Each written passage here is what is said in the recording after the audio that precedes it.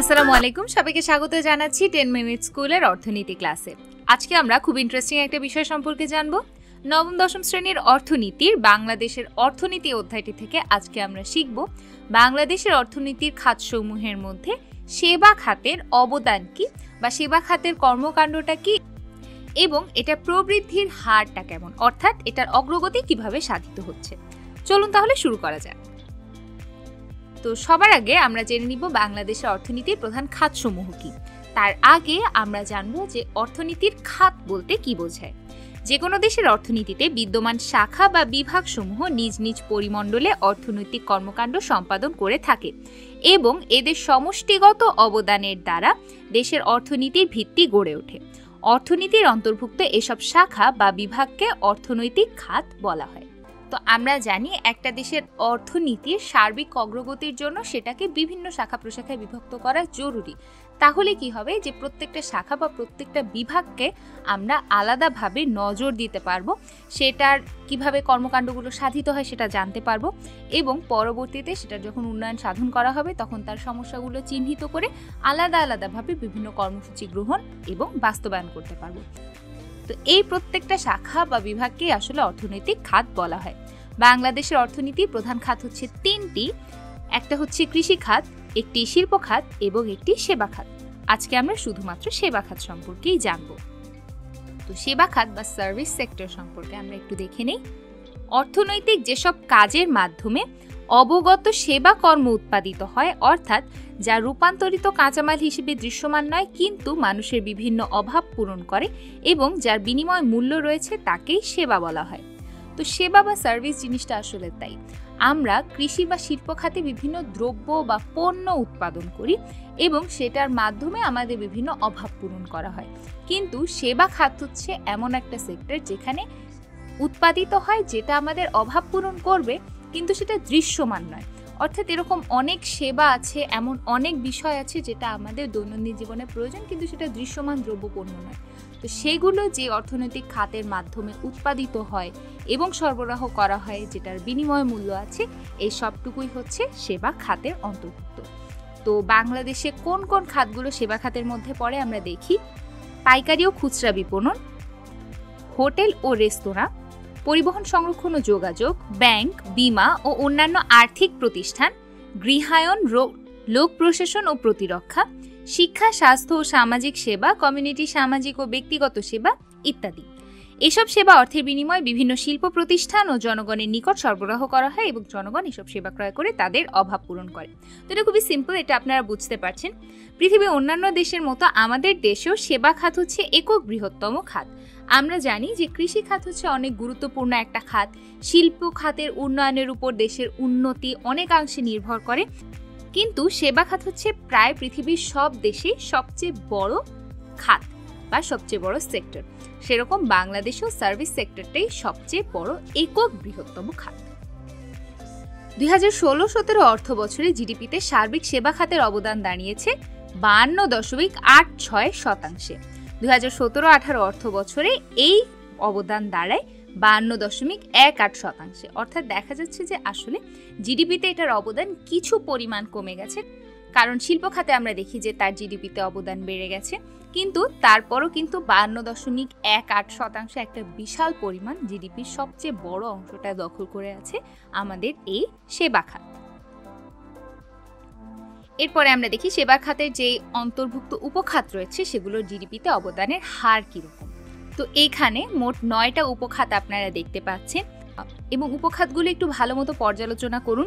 এখানে যে 9টা খাত রয়েছে সেগুলো 2016-17 অর্থ বছরে জিডিপিতে অবদানের হার কেমন ছিল এবং 17-18 অর্থ বছরে সেগুলোর জিডিপিতে অবদানের হার কেমন ছিল, সেটার উপর ভিত্তি করে আপনারা দেখতে পারবেন যে আসলে কিছু কিছু খাতের অবদানের হার বৃদ্ধি পেয়েছে। যেমন আমরা পাইকারি ও খুচরা বিপণনের ক্ষেত্রে দেখতে পাচ্ছি, বা পরিবহন সংরক্ষণ ও যোগাযোগ খাতের ক্ষেত্রে দেখতে পাচ্ছি, আবার আর্থিক প্রাতিষ্ঠানিক খাত, লোক প্রশাসন ও প্রতিরক্ষা ইত্যাদি খাতের ক্ষেত্রে আমরা দেখতে পাচ্ছি যে 2016-17 অর্থ বছরে জিডিপিতে অবদানের হার যত ছিল 17-18 অর্থ বছরে তার চেয়ে বৃদ্ধি পেয়েছে।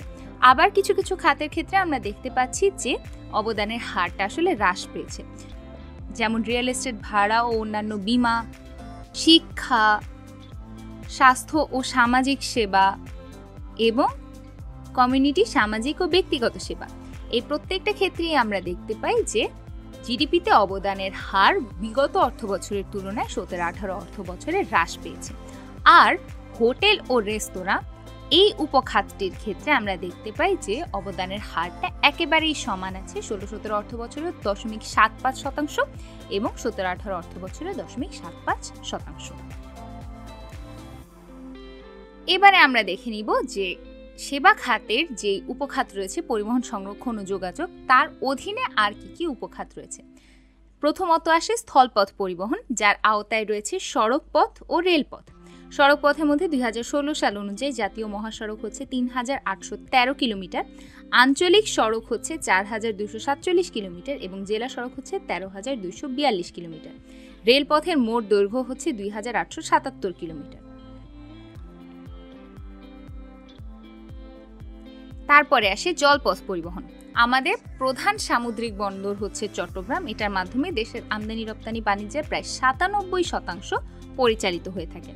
দ্বিতীয় সামুদ্রিক বন্দর হচ্ছে মংলা, আর অভ্যন্তরীণ নৌ পরিবহন কর্পোরেশনের 188টি জলযান দ্বারা ferry service, passenger service, cargo service এবং শিপ রিপেয়ার সার্ভিস ইত্যাদির মাধ্যমে নাগরিক সেবা অব্যাহত রেখেছে। তারপরে আসে আকাশপথ পরিবহন। বেসামরিক বিমান চলাচল কর্তৃপক্ষ বর্তমানে বাংলাদেশের 3টি আন্তর্জাতিক বিমানবন্দর ও 7টি অভ্যন্তরীণ বিমানবন্দর পরিচালনা করছে। অর্থাৎ বাংলাদেশের 3টি বিমানবন্দর আছে যেখানে বাংলাদেশ থেকে বিশ্বের অন্যান্য দেশে বিমান পথে ভ্রমণ সম্ভব হয়, আর 7টি অভ্যন্তরীণ বিমানবন্দর আছে যেটা হচ্ছে দেশের অভ্যন্তরে এক অঞ্চল থেকে অন্য অঞ্চলে বিমান পরিবহনের জন্য ব্যবহার করা হয়। এছাড়া 2টি স্টল পোস্ট ব্যবহার উপযোগী রয়েছে। স্টল পোস্টগুলো হচ্ছে short take off and landing এর জন্য ব্যবহার্য। সেগুলো এয়ারপোর্টের মতো এত বড় হয় না, এগুলো হচ্ছে একেবারেই সংক্ষিপ্ত সময়ের জন্য টেক অফ বা ল্যান্ডিং এর জন্য ব্যবহার করা হয়। এর বাইরে আমরা দেখি আরো ডাক ও তার যোগাযোগ। তো এটা আমরা দৈনন্দিন জীবনে খুবই বেশি ব্যবহার করে থাকি। দেশের টেলিযোগাযোগ ব্যবস্থার আধুনিকায়ন এবং এর মান উন্নয়ন সম্প্রসারণের লক্ষ্যে Bangladesh telecommunication company limited BTCL এর কার্যক্রম অব্যাহত রয়েছে। 2002 সালে সরকার এই BTRC গঠনের পর গ্রাহক সংখ্যা দ্রুত বৃদ্ধি পেয়েছে। জানুয়ারি 2017 অনুযায়ী এই গ্রাহক সংখ্যা 12.8 কোটি অতিক্রম করেছে। ডাক বিভাগ অন্যদিকে সারা দেশে 9886টি ডাকঘরের মাধ্যমে ডাকসেবা প্রদান করে যাচ্ছে। এই উপখাতে 2016-17 অর্থ বছরে প্রবৃদ্ধির হার ছিল 6.98%। তো আমরা দেখতে পাচ্ছি যে সেবা খাতের একটা অন্যতম উপখাত পরিবহন, সংরক্ষণ ও যোগাযোগ, এর মধ্যে যে 4টি উপখাত দেখলাম তার অবদানই আসলে বাংলাদেশের অবকাঠামো বা মানুষের জীবনযাত্রার মান বৃদ্ধি, দৈনন্দিন প্রয়োজন এবং অর্থনৈতিক সমৃদ্ধির ক্ষেত্রে কতটা জরুরি। আমরা প্রায় প্রত্যেক দিনই স্থলপথ, নৌপথ, বিমানপথ এগুলোর মাধ্যমে যাতায়াত করে থাকি এবং এগুলো আমাদের জীবনের অর্থনৈতিক উন্নয়নের একটা অন্যতম গুরুত্বপূর্ণ ভাগ। এই অবকাঠামোগুলোর উন্নয়ন যত বেশি হবে, এগুলো যত মানুষের যাতায়াতের সুবিধা করবে, তত বেশি কিন্তু সব দিক থেকেই বাংলাদেশ সমৃদ্ধশালী হতে পারবে। আবার ডাক ও তার যোগাযোগও একইভাবে একজন মানুষকে অপর মানুষের কাছে নিয়ে আসছে, ফলে দেখা যাচ্ছে যে ব্যবসা বাণিজ্য ইত্যাদি বিভিন্ন ক্ষেত্রে কিন্তু অনেক দ্রুত এবং অনেক উৎপাদনমুখী একটা কর্মসূচি গ্রহণ করা সম্ভব হচ্ছে। তো আপনারা বুঝতেই পারছেন যে কেন সেবা খাতের জিডিপিতে অবদান এত বেশি এবং কেন এটার অগ্রগতিটা এত বেশি জরুরি। এবারে আমরা দেখব যে মোট দেশজ উৎপাদনে সার্বিক সেবা খাতের খাতওয়ারি প্রবৃদ্ধির হারটা কত।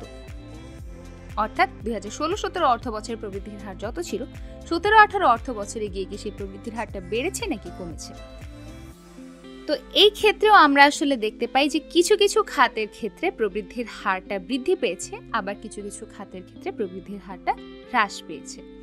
যেমন আমরা দেখতে পাচ্ছি যে হোটেল ও রেস্তোরাঁ, লোক প্রশাসন ও প্রতিরক্ষা এবং কমিউনিটি সামাজিক ও ব্যক্তিগত সেবা, এই উপখাতগুলির ক্ষেত্রে প্রবৃদ্ধির হারটা বৃদ্ধি পেয়েছে 2016-17 সালের তুলনায় 2017-18 সালে। এছাড়া অনেকগুলো খাত রয়েছে যেই ক্ষেত্রে আমরা দেখতে পাচ্ছি যে প্রবৃদ্ধির হারটা হ্রাস পেয়ে গেছে।